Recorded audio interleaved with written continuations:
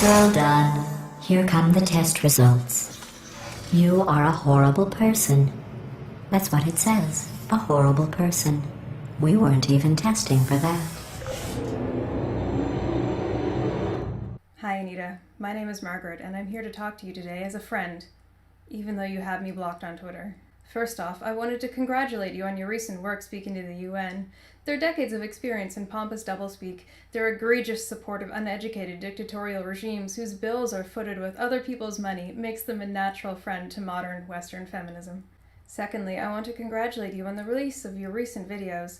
I've been concerned about the progress and direction of your Kickstarter campaign for similar reasons to your original backers, one of whom has had, quote, the impression that Anita is trying to criticize the male fantasies at their core rather than their application to video games. Anita, in the year since your extremely successful Kickstarter to produce Tropes VS Women was more than funded to the tune of almost $159,000, your media coverage and speaking engagements have multiplied. I know it's none of my business how much money you're pulling in, but I am concerned about the decline of your output. Lately, you've even opened up asking for more money. It's understandable that you incur expenses above and beyond the average woman as a part of the systemic wage gap separating professional victimized feminists and the rest of us scrubs. You are perfectly free to not release the number of dollars your private monthly PayPal supporters gave to you. Their donations and your speaking fees in addition to the $159K payout minus taxes and fees from Kickstarter in June of 2012 has been fairly reasonable and would have qualified you to choose playing and criticizing video games as your day job. But given what you've produced so far, you owe your backers a reasonable explanation for why the project is taking you this long. And from what I hear, you also owe the IRS a few reasonable explanations. I'd probably take care of that first. Earlier this year, even Intel has decided to cut your organization into their $300 million diversity budget. What better way to promote diversity than to support an organization with such a rigid definition of allowable female behavior? As mentioned in your Miss Male character video, you disapprove of gendered signifiers or feminizing accessories such as bows, lipstick, long eyelashes, and the color pink. Unless you win an award, I guess. You also disapprove of differentials like pigtails, high-heeled shoes, painted nails, pronounced makeup, midriff-bearing outfits, exaggerated breasts with exposed cleavage, and the use of a heart motif in design or powers. Basically, my entire wardrobe. You should never lack the support to blow your stack at all digital women with hair bows while advocating to replace low-cut shirts with plaid for all seasons. And what better way for Intel to help the oppressed and ignored than to financially support an organization so well known for borrowing YouTube footage and DeviantArt that they preemptively tweet a heads up that the rip-offs fall under fair use before they release their most recent videos. You'd put a lot of these criticisms to rest if you released some behind-the-scenes footage of you playing games. I know for a fact that you have access to Steam thanks to this tweet from December 2014 showing an incompatibility issue with the Talos principle. Perhaps you could organize a charity stream on Twitch and let us watch you play a nice game like the Talos principle while you talk about your day, or even play one of the games you despise so you can criticize it for us in real time. Feminist Frequency's first head-on conversational essay was produced in June of 2009. Between that start date and the final date of the Tropes VS Women June 2012 Kickstarter campaign, Feminist Frequency had produced 31 of these types of videos with a total of 3 hours, 6 minutes, and 30 seconds worth of content. After funding and to date, Feminist Frequency has produced 10 videos with a total of 3 hours, 38 minutes, and 56 seconds worth of content.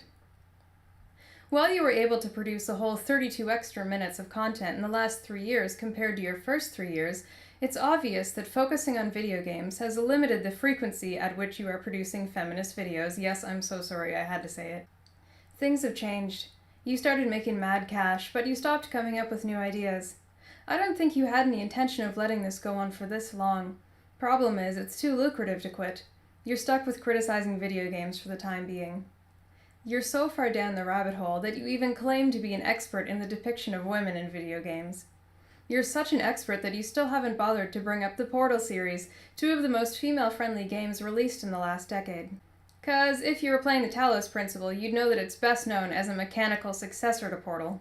Anita, since Feminist Frequency focused its lens on complaining about video games, you've had a few bad ideas on how to approach the topic, like angering gamers, ignoring the work of early female developers, getting mad at the internet, discounting the graphical limitations of early game carts, making money off of being mad on the internet, ignoring Chell, crying to the press, thinking the Japanese developers care about what you have to say, befriending Electronic Arts, and now crying to the UN. I'll link to the UN report down below. It's in my C drive. Personally, I think the worst thing you've done so far is that you've failed to pinpoint where it all goes wrong in the history from old school tabletop to modern shoot-'em-ups. I think you've simply managed to monetize complaining about modern attractive depictions of women and have no interest in developing an historical context. It's okay, Anita. Maybe you were triggered by a Gru at a young age, but it's clear that even now you don't really care much about video games, and it's showing in your work. Even your backers know you'll never fulfill those Kickstarter rewards. They've all given up and started ripping the content from YouTube. To be fair, I don't think you need money above and beyond what you've been earning to this point, but rather you've lost the financial support you had previously enjoyed from your fans. Like any bad investment, an erratic production schedule will scare away funding. They could be abandoning you for other reasons. Maybe it's because you still don't seem to understand what makes video games go. Maybe it's because you cherry-pick which games you consider to be indie, or because you've yet to mention, say, female-inclusive FIFA titles. Anita, I understand why you live in fear every day. Oh, it's not the gamers you're afraid of. It's the celebrities clinging to relevance who pumped up your story who you really fear. If tomorrow you discovered the errors of your ways and dropped the everything is sexist narrative, then you'll be throwing egg on the face of the many waning yet familiar faces who won't appreciate your Xbox 360. You don't need those celebs. They're only using you for attention. We all know it's because of that attention and encouragement that you feel compelled to continue on the video game crusade long after you personally feel an interest. It's clear that you're not doing the kind of work you love to do anymore, where you did things like complain about the Oscars, complain about Dollhouse, complain about Twilight, complain about everything. It's clear you're being forced to hang out with goony beard men who get the impression that a rainbow-haired she-twink might let him. When you look at the numbers, you've clearly replaced the work you love with piles of money. I'm not an expert on the depiction of women in video either, possibly because it's a cooked-up discipline. I'm here commenting on video games because, like millions of other hungry nerds, I'm waiting very patiently for Half-Life 3. So patiently. You're an expert in the kind of feminism so awful that it manages to repulse a growing percentage of women. If year after year more women reject your brand of feminism, then that should be proof that it's not the most stable philosophical structure to apply to video games. Sorry, sociological structure. Philosophy is real. So as a friend, I want to offer you some advice on how to quit this nonsense about tropes versus women in video games without angering the celebrities who will stuff you directly into a refrigerator the second you stray from the farm. Normally, I'd tell you to put the controllers down and delete Steam, but that's not your problem. I know you have a big pile of games because you posted a picture of them. Once.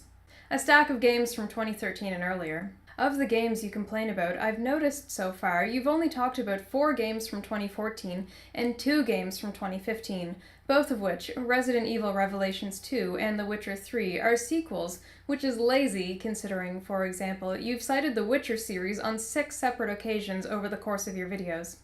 You're just too busy attending E3 and XOXO Fest to bother with the hard work of playing any new games to see if the developers have improved their depictions of women. And since you've never fully released your Steam library to the public, I have no reason to believe you are actively exploring the games you recommend on your Steam curators list. One area you should explore is the new system for returning Steam games. I'm curious if you've ever investigated whether Steam will refund a game on the grounds of inadequate trigger warnings, or if you've bothered to be enough of a consumer advocate to contact Gaben's office to clarify whether misogynistic depictions of women is a valid reason to return a game. Anita, speaking to you woman to woman, you are currently producing very little work relative to your abilities in a field you don't even care about. You're not happy and it shows. I believe you're in an abusive, toxic relationship. No, it's not the gamers, or the mean people on Twitter, the response girls on YouTube, or even the idiots on the chans. You're in an abusive relationship with the celebrities who have rallied uninvited to your cause. You're being used by people with fading relevance. There is no safe way to disengage from these sponges. If you drop your focus on video games to focus elsewhere, your most inconsistent supporters will turn their vitriol toward you. You, Anita, have appealed very well to a few demographics. You appeal to people who don't play games, you appeal to aging irrelevant celebrities, and you appeal to the well-meaning board members who don't understand the mistakes they're making when they approve a line in the budget for hoop earring fees. Your brand of feminism doesn't just alienate women. You're also managing to alienate people who play and design video games.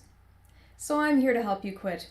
Instead of a 12-step progress, I'm embarking on a project you can read about below to give you the tools to recognize how shallow your arguments are. Once you see the errors of your ways, I hope you see that it's finally time to quit. Or, if you don't see the error of your ways, I hope that I can finish your project for you and distill your argument about what makes a video game feminist or not down to a single, simple definition.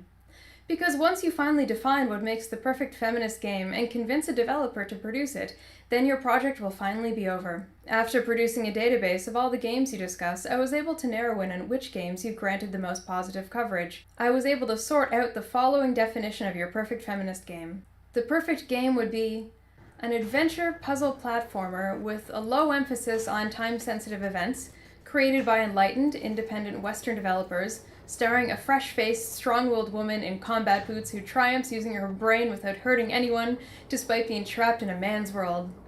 I don't know if we'll ever be able to find a game like that. But if a game like that does exist, your entire project has absolutely no relevance and should be shut down immediately. Standing around, smelling and being useless. Try to avoid the garbage hurtling towards you. But seriously, I'd go see the IRS about that. Remember before when I was talking about smelly garbage standing around being useless? That was a metaphor. I was actually talking about you.